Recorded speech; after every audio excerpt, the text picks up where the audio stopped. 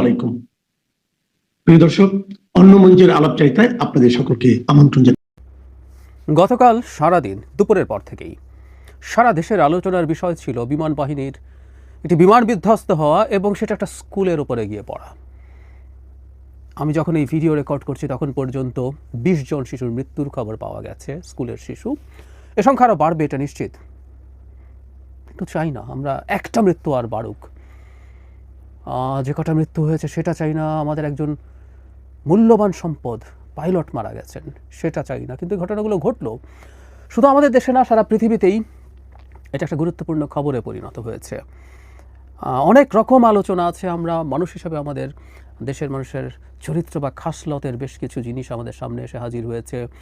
আমরা একটা নানান কারণ অনুসন্ধান করা উচিত, এবং বিশেষ করে একটা আলোচনা যে বিমানটা ক্র্যাশ করলো F-7 BGI, এটা মূলত একই বাংলাদেশের বিমান বাহিনীর যে ব্যাকবোন, ফাইটারের ব্যাকবোন বলা যায়, J-7, সেটারই একটা ট্রেনিং ভার্সন এভাবে বলতে পারি। প্লেনের অনেকগুলো ভার্সন, সো F-7 আর J-7 মোটামুটি আমরা একইভাবেই দেখব, কিন্তু BGIটা মূলত ট্রেনিংয়ের জন্য। সো এই বিমানটা নিয়েও কিছু কথা বলা দরকার আছে।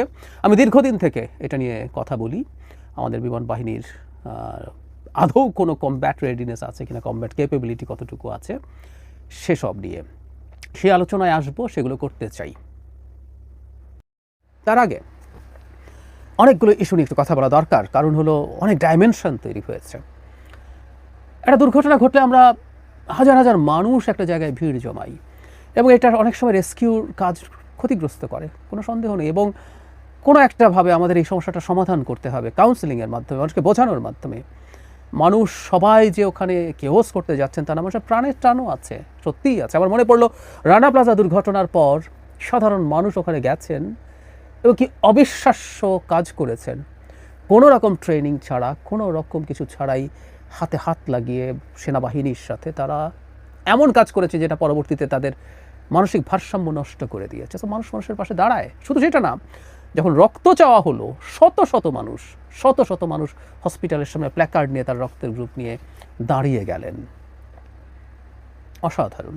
এবং একটা পর্যায়ে ডিএমসি থেকে বলা হচ্ছে যে আজ আর কোনো রক্তের প্রয়োজন নেই, কাল আসুন।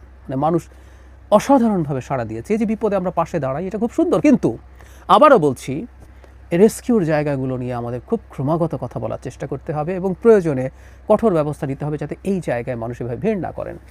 শুধু সেখানেই না, হসপিটালেও মানুষের ভিড়ে অ্যাম্বুলেন্স যেতে সমস্যা হয়েছে, এবং এই হসপিটালে যাওয়া নিয়ে সমালোচনা হয়েছে। সরকারের সম্ভবত আমি কোথাও দেখলাম অন্তত 8 জন উপদেষ্টা গেছেন, একেবারে কোনো প্রয়োজন ছিল না। সরকারের একজন গেলেই হতো, এবং এই সরকারের কোনো পলিটিক্যাল কোনো হিসাব নিকাশ থাকার কিছু ছিল না। এর প্রসঙ্গেই এসছে, পলিটিক্যাল হিসেব নিকেশ থাকা লোকজন যারা পলিটিক্যাল পার্টি করেন তারাও গেছেন। সত্যিকার অর্থে এগুলোতে না যাওয়া ভালো ছিল, এবং আহ্বান জানানো ভালো ছিল, উচিত ছিল তারা যাতে কেউ না যান। কিন্তু না, এটা হয়েছে। এটা আমার ব্যক্তিগত বিবেচনায় এগুলো ঠিক হয়নি। এটা নিশ্চয়ই আমাদের একটা আলোচনার বিষয়। একটা ফানি আলোচনা এসছে, গুরুত্বপূর্ণ লোকজনও তাকে নিয়ে লিখছেন। ডক্টর সামন্তলাল সেন, আওয়ামী লীগের সময়কার স্বাস্থ্যমন্ত্রী সর্বশেষ, তাকে ফিরিয়ে এনে তার নেতৃত্বে এই সব কাজ করানোর জন্য। আচ্ছা, সামন্তলাল সেন তো বেঁচে নাও থাকতে পারতেন, আমরা কি করতাম? বা তিনি তো আওয়ামী লীগের সরকারের সময় স্বাস্থ্যমন্ত্রী হলেন, এই 24 সালে উনি যখন স্বাস্থ্যমন্ত্রী হলেন, এই যে 7 মাস এই বার্ন ইনস্টিটিউট চললো কিভাবে? কোনো চিকিৎসা হয় নাই, কারণ উনি তো ওখানে নিশ্চয়ই গিয়ে ডাক্তারি করেননি স্বাস্থ্যমন্ত্রী থাকার সময়। এই ভদ্রলোক সম্পর্কে আমার মোটামুটি একটা পজিটিভ ধারণাই ছিল। উনি আমার সরাসরি টিচার, ঢাকা মেডিকেল কলেজে উনি আমার টিচার ছিলেন, এবং উনি খুবই নিবেদিত প্রাণ একজন চিকিৎসক, এটাও ভুল না। উনি এই পোড়া রোগীদের জন্য, বার্নের রোগীদের জন্য খুবই ডেডিকেটেড ওয়েতে কাজ করেছেন। কিন্তু আমি এটুকু বলতে চাই, যথেষ্ট পরিমাণ এই মুহূর্তে বাংলাদেশে এই সেক্টরের স্পেশালিস্ট আছেন যারা কেউই যোগ্যতায় ডক্টর সামন্তলাল সেনের সাথে কম নন। আবার মজার ব্যাপার, সামন্তলাল সেনকে যদি লাগে তাহলে উনি কী করলেন এত বছর, যে তিনি কী বিশেষজ্ঞ বানালেন যে এই কাজটা আমরা ম্যানেজ করতে পারছি না? এই প্রশ্ন তো আমরা করতে পারি। যাই হোক, ওই সেই কেউ বলছেন উনি জেলে আছেন, অনেকে জানেনই না তিনি গ্রেফতার হননি, তিনি জেলে নেই। কী কারণে তিনি শেখ হাসিনার গার্বেজের পার্ট হতে গেলেন, এটা আমার কাছে সত্যিই খানিকটা বিস্ময়ের। এবং এই অভিযোগও তার বিরুদ্ধে আছে। যখন জুলাইয়ে গণঅভ্যুত্থান হচ্ছে, রোগীরা হসপিটালে যাচ্ছে, তখন স্বাস্থ্যমন্ত্রী হিসেবে তিনি হসপিটালগুলোকে তীব্র বাধা দিয়েছেন ভর্তি করা নিয়ে, লাশের সংখ্যা গোপন করার জন্য নির্দেশনা দিয়েছেন। তা যদি সত্য হয়ে থাকে, তা একটা মনস্টারে পরিণত হয়েছিলেন। কিন্তু এই সুযোগে আলাপ করছেন অনেকে, হাস্যকর আলাপ। সামন্তলাল সেনকে ছাড়া বাংলাদেশের বার্নের ট্রিটমেন্ট ইকুয়ালি চলবে, কোনো সন্দেহের কিছু নাই। সমস্যা অন্য জায়গায়, সেটা হলো এত রোগীর যখন চাপ তৈরি হয়, আমাদের আইসিইউ সহ অন্যান্য সাপোর্ট আমরা অ্যাডিকুয়েটলি দিতে পারবো কিনা সেটা একটা প্রশ্ন। আর যারা মনে করছেন আমাদের সুবিধার অভাবে আমরা বাঁচাতে পারবো না, নাকি তাদেরকে একটু জানিয়ে রাখি খুব বেসিক একটা মেডিকেল নলেজ। আমাদের চিকিৎসায় সমস্যা আছে, চিকিৎসকের অপ্রতুলতা আছে, সরঞ্জামের অভাব আছে, কিন্তু এটা নিশ্চিত থাকুন যে কেউ চাইলে খোঁজ নিতে পারেন। বার্নের কিছু পেশেন্টের প্রাথমিক অ্যাসেসমেন্টের পর আসলে বলে দেওয়া যায় এই পেশেন্ট বাঁচবে না, সত্যি এটা গ্রেডিং করা যায়। তো আমি ধারণা করি এখানে যারা ভর্তি হয়েছেন সংখ্যাটা অনেক, এর মধ্যে আরও অনেকে মারা যাবেন, এবং এরা শিশু, এদের এই ধকল সহ্য করার, বার্নের ধকল সহ্য করার খুবই খুবই কঠিন, খুবই টাফ। সংখ্যাটা অনেক বাড়বে। আর একটা ব্যাপার একটু টাচ করতে চাই, আমরা এখন সব কিছুকে আমরা আমাদের লাইক শেয়ার ভিউর পণ্যে পরিণত করছি। একটা ভিডিওর কথা কেউ বলছিলেন, একটা শিশু তার পোড়া শরীর নিয়ে, তার শরীর পুড়ে গেছে, সে হাঁটছে, ওটা ভিডিও করছে লোকজন, সেটা ছেড়েছে। যেমন ফেসবুকে লিখলাম, আমি সব ভিডিও দেখতে পারি না, আমি নিতে পারি না, যদিও আমি এসব রোগী অনেক দেখেছি, আমি ক্যাজুয়ালিটিতে প্রচুর আহত মানুষ দেখেছি, কিন্তু আমি জিনিসগুলো নিতে পারিনি, দেখতে চাইনি। কিন্তু সামহাও ওই ভিডিওটা দিতে সামহাও আমার সামনে আসলো এবং এটা চলতে শুরু করলো, 1-2 সেকেন্ড দেখে আমি আর নিতে পারিনি। আমরা মনস্টারে পরিণত হচ্ছে কিনা কোথাও, এই আলাপটাও করা দরকার আছে। এটুকু একটা শিশু পোড়া শরীরে দুর্ঘটনাস্থল থেকে বেরিয়ে হাঁটছে, কেউ তাকে ধরছে না, কেউ ভিডিও করছে। হয়তো এগুলো আমাদের এখনকার নিউ নর্মাল, কিন্তু আমার মনে হয় না সব দেশেই কি এরকম করে, এরকম হবে, আমার মনে হয় না। যাই হোক, এবার আমাদের দুর্ঘটনার কারণ কি এবং আমরা আসলে কি করব সামনে, সেটা নিয়ে কথা বলা দরকার। আমরা জানি যে এটা আসলে একজন পাইলটের স্বপ্ন পূরণের দিন ছিল। স্বপ্ন পূরণের দিন মানে হচ্ছে তার পাইলটের ট্রেনিংয়ের পর যখন তিনি অ্যাসিস্টেড ট্রেনিং করছিলেন 2 সিটার একটা ফাইটারের ট্রেইনারে, পেছনে একজন ট্রেইনড পাইলটকে নিয়ে, সেটার পর যখন তিনি সম্পূর্ণ কম্পিটেন্ট বলে মনে করবেন তার ট্রেইনার, তখন তিনি একটা একা উড়বেন। সেই দিনটাই ছিল এটা, যেদিন তিনি একা উড়বেন এবং প্রমাণ হবে তিনি আসলে সত্যিকারেরই একজন ফাইটার পাইলট হয়ে উঠছেন। সেদিনটাতে এটা ক্র্যাশ করলো। এরপরও টু সাম এক্সটেন্ট এটা একটা ট্রেনিং ফ্লাইট, কারণ হলো ফাইটারটাও আসলে ট্রেনিং ফাইটার। F7 BGI এটা মূলত ট্রেনিংয়ের জন্য করা হয়। এরপর তিনি F7 যেগুলো কমব্যাট F7 মানে যেগুলো যুদ্ধের জন্য উপযোগী, যদিও এসব প্লেন যুদ্ধের জন্য কতটুকু উপযোগী, কী উপযোগী, এই প্রশ্ন দীর্ঘদিন থেকে আমি করছি। আমরা কোন সময়কার পৃথিবীতে কখন এসে বসে আছি সেই আলাপগুলো যদি করব। তো সেই সময় এটা ক্র্যাশ করলো, তার মানে একটা ট্রেনিং ফ্লাইটই আসলে এটা। এই আলাপ আছে এবং এটা জেনুইনলি আছে যে ধরনের একটা ট্রেনিং ফ্লাইট কোথায় পরিচালনা করতে হবে, এই শহরের মধ্যে এভাবে ট্রেনিং ফ্লাইট পরিচালনা করা হবে কি না। এই আলাপও আমরা করতে পারি আসলে শহরের মধ্যে, এরকম একটা রানওয়ে আছে যেখানে ফাইটার নামছে, সেই আলাপগুলো তো থাকা দরকার আছে, সত্যিকার অর্থেই আছে। একই সাথে একটা কথা একটু অফ টপিক, আমি আবার এই জায়গায় আসবো, আমি খুব গুছিয়ে আসলে লিখে বসি না, তাই হঠাৎ যেটা মাথায় আসে সেটাই বলি। আমাদের দুর্ভাগ্য হচ্ছে প্লেনটা টেক অফের সময় ক্র্যাশ করেছে। এটা যদি ল্যান্ডিংয়ের সময় ক্র্যাশ করতো তাহলে আমাদের এই ক্ষতিটা এতটা হয়তো হতো না, কারণ মূলত বার্নে ঘটনা ঘটছে, প্লেনটা পড়লো। ইনফ্যাক্ট ফাইটার যদি ইম্প্যাক্ট করতো, আগুন না ধরলে আসলে খুব বেশি হতাহত হতো না। ফাইটার একটা খুবই ছোট বিমান, ভারতে মেডিকেলের ওপরে যেটা পড়েছিল বিরাট একটা বিমান, বোয়িং 787, সেই তুলনায় এগুলো একেবারেই ক্ষুদ্র, কিছুই না।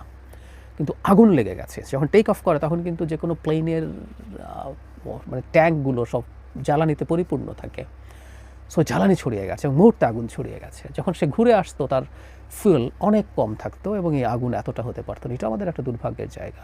যাই হোক, পাইলটকে নিয়ে অনেক আলাপ আলোচনা হচ্ছে, তিনি ইজেক্ট করেননি। আমরা যারা জানি না তাদের উদ্দেশ্যে বলি, ফাইটারগুলোতে এক ধরনের ইজেকশন সিট থাকে, যেটা নিচে এক ধরনের রকেট বুস্টার থাকে, চাইলে সুইচ টেপা হলে এটা যে ক্যানোপি আছে প্লেনের উপরে, যে মানে স্বচ্ছ অংশটা, ওটা ভেঙে পাইলট বেরিয়ে আসেন, পরে প্যারাশুট দিয়ে নামেন।